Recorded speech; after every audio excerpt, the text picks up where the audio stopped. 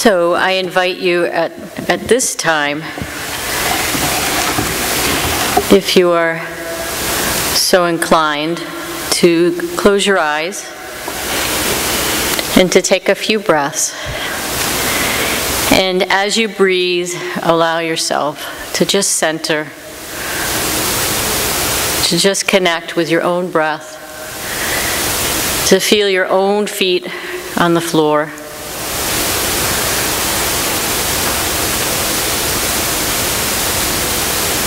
And with this awareness, begin to bring yourself into your own heart. Just first to be aware of your heart. And then to allow yourself to come up, allow your heart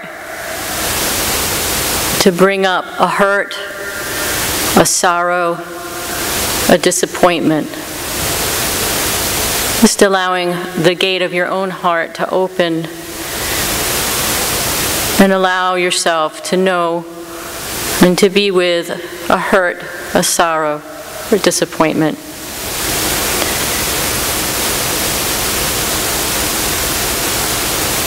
And then as you do this, I invite you to bring a hand to your heart.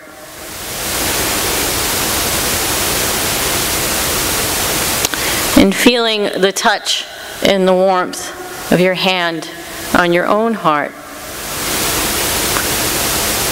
And knowing the hurt, the sorrow, or the disappointment, bring an intention to your heart. And more than this coming from the thinking mind, allow the intention to come from your feeling. A kind word or a wish for what is needed. And breathe that into your own heart for a few moments.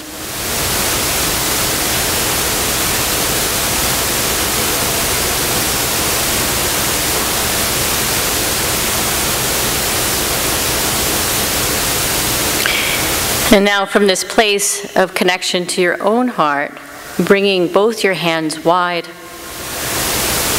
and sending that kind word or intention out to those in this room and into the world. Our reading this morning is a poem by Mary Oliver entitled "The Journey." One day you finally knew what you had to do and began. Though the voices around you kept shouting their bad advice, though the whole house began to tremble and you felt the old tug at your ankles. "Mend my life," each voice cried. But you didn't stop. You knew what you had to do, though the wind pried with its stiff fingers at the very foundations, though their melancholy was terrible. It was already late enough and a wild night and the road full of fallen branches and stones. But little by little, as you left their voices behind, the stars began to burn through the sheets of clouds. And there was a new voice, which you slowly recognized as your own, that kept you company as you strode deeper and deeper into the world, determined to do the only thing you could do, determined to save the only life you could save. So hello, friends. The idea to speak today on the topic of personal revolution came out of a recent program that Karen spoke about that I facilitated, and some of our very own union members participated in. It was called 40 Days to Your Personal Revolution. And as Karen said, the program is based on 12 spiritual principles of transformation, and it uses the tools of yoga, meditation, self-inquiry, journaling, nutrition, and community support. So I'd like to talk with you this morning about key components of a personal revolution: self-care and self-compassion. I've always been attracted to the word compassion. The word literally means to suffer together, and implies not only an awareness of another's suffering, but also a desire to help. As a child, I admired Mother Teresa as the epitome of compassion. My image of her was one of untiring compassion and care for all beings without regard for her own needs. Talk about setting the bar high. When I was 21, I graduated from nursing school, and upon graduating, I was interviewed and asked, "What made you want to become a nurse?" My one-word reply was compassion. However, on my journey, I have come to know compassion that does not include the self is incomplete, not whole, or wholly authentic, and is unsustainable. It would take me many years to have an understanding of self-compassion, which is to have a deep awareness of my own suffering, a desire to be present to my own suffering, and the ability to give myself kindness and self-care. I've been in the helping field first as a nurse, and then a nurse practitioner and a trauma therapist for about 30 years. A few years back, while maintaining a thriving therapy practice, I ran out of steam. I was completely depleted. The terms compassion fatigue, exertion, exhaustion, and finally chronic illness aptly applied to me. I had lost my faith in my healership and thus my ability to help. I had indeed lost a beloved patient to an early death, in which I blamed myself for not being able to save him. Somewhere inside of me, I maintained a childlike, magical belief that I could save people. I could not, and I cannot. I wondered where God was in all of this. After all, my intention was to help, and I was suffering deeply. I had lost, not knowing how to show up for my own suffering. I was lost, not knowing how to show up for my own suffering, and I could not work my way out of this. The one thing in my life that was clear was that I had to show up and pay attention to what was happening to me, my body, my mind, and my spirit. I was having what they call a dark night of the soul experience. I felt my life did not belong to me. It was already late enough, as Mary Oliver says, and the wild night. I told my wife, I bear watching.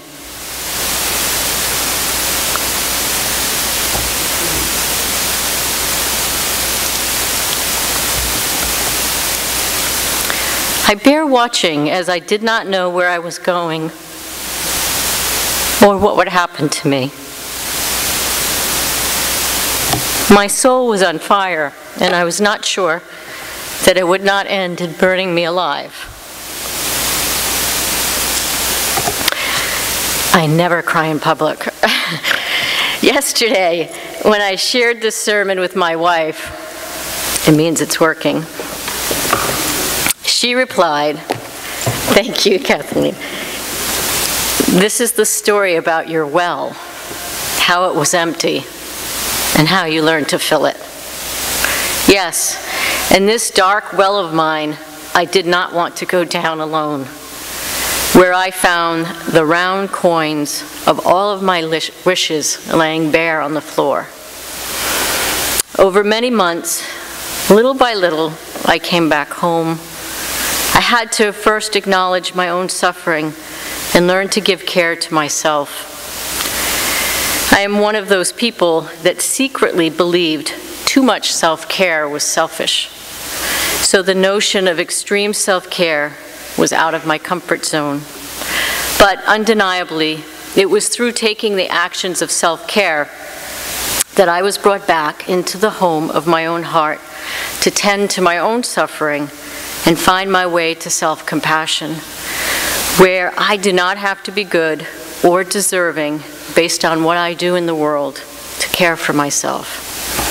And it's been through self-compassion that my capacity to hold another's suffering has become a humble practice of witnessing versus the depletion of being driven to help I had once felt.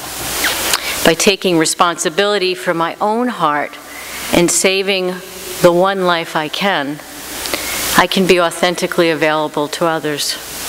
My heart can now break open without shattering me. The poet David White speaks of what we may encounter on our journey to the heart. Rusty locks on heavy doors with angry beings behind them. The anger and grief of having been shut away for so long. They were there too for me, waiting for the tenderness of my own voice to crack the door open. Buddha says, "You, yourself, as much as any person in this whole world, deserves your compassion." I embrace this message, and I love witnessing these practices awaken in others.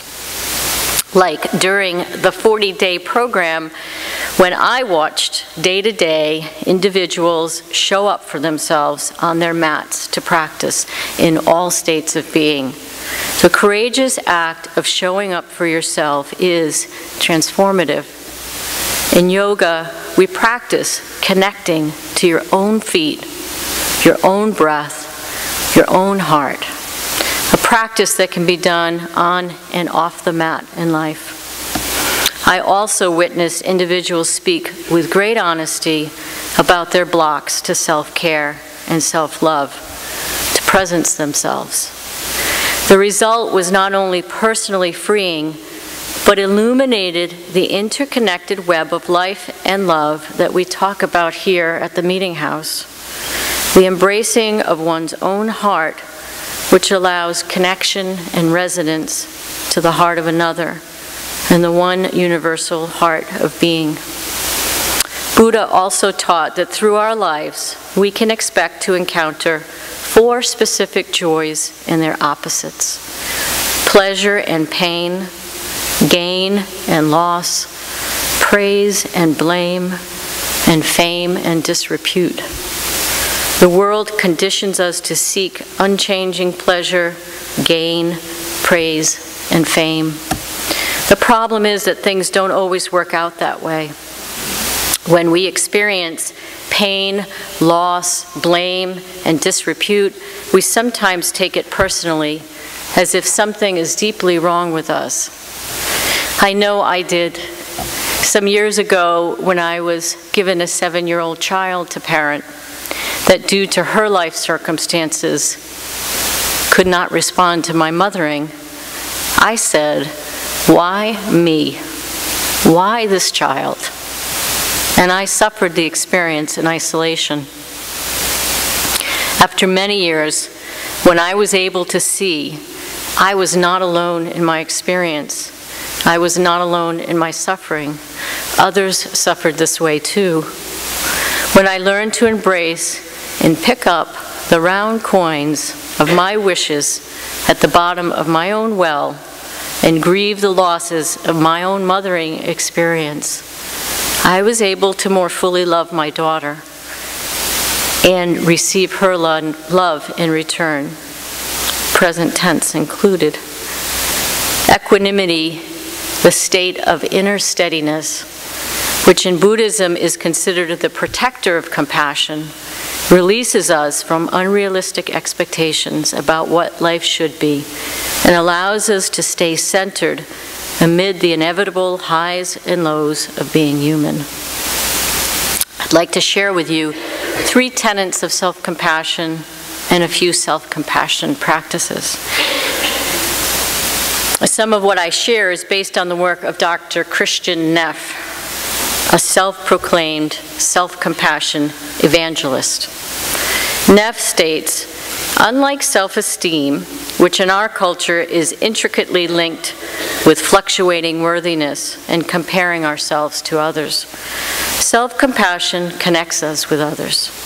It derives from the belief that you and I have inherent worth. There is no driving force to be better than. Rather, self-compassion nurtures the self out of care. It's there to catch us when we fail in some way, when we feel inadequate, when things aren't going well, and embraces both the dark and the light. So, the three core components of self-compassion. 1, mindful awareness of your own suffering. This is moment-to-moment awareness without judgment of your experience, and witnessing and accepting the experiencer. You, that is, turning towards yourself. I am suffering. I am hurting. Embedded in this is the paradox. In order to change the experience, we must first accept that it is happening to us.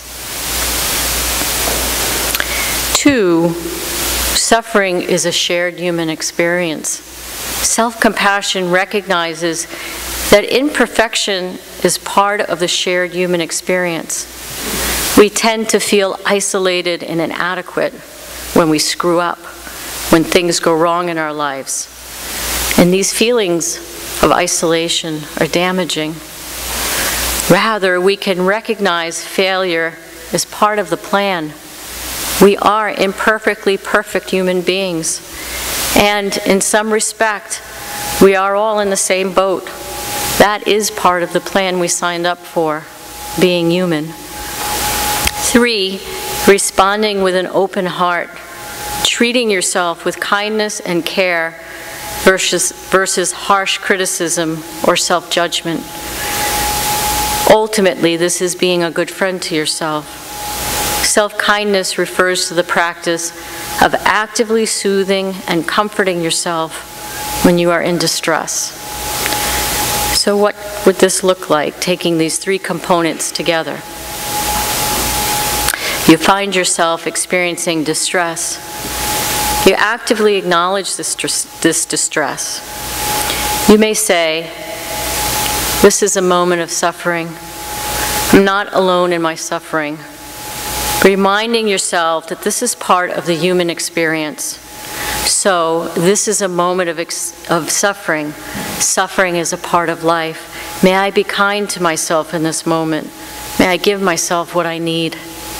And accepting and acknowledging that you are having a hard time engages your heart. Actively soothe yourself. Kind words of support. You can even ask yourself, what would I say to a dear friend in this situation?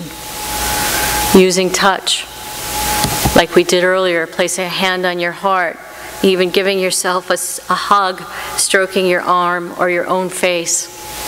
Soothing gestures and words release oxytocin, the love hormone, which deactivates the flight or fight system and activates the calming part of our nervous system. And you practice day to day. So the practice is about seeing ourselves and bearing witness to our own suffering versus suffering the experience. As we do this, we move into a deeper relationship with ourselves in the moment. We find out what we need. And this seeing allows for a bigger view and spaciousness. And then there is grace. As spiritual teacher Mooji states, humans have a short memory for grace and a long memory for trouble. And that's why we need to cultivate a grateful heart that can remember the winds of grace are always blowing through our lives. And how does this relate to the rest of the world? Well, research shows that negative mind states emanate negativity in the world, and the opposite is true. When you practice self-compassion, you actually transmit compassion to others. So what would it be like to be reminders for each other to practice self-care and self-compassion? The next time your friend is struggling and suffering, of course, offering kind words and maybe a hug from you is awesome. And perhaps reminding them to speak gently to themselves, to offer soothing gestures and acts of self-care. And perhaps we remind our friend they do not have to be good. They do not have to walk on their knees for 100 miles. They do not have to work at being deserving. They have inherent worth and lovability in them already, all of the time. And they deserve, as much as anyone in the world, their own compassion.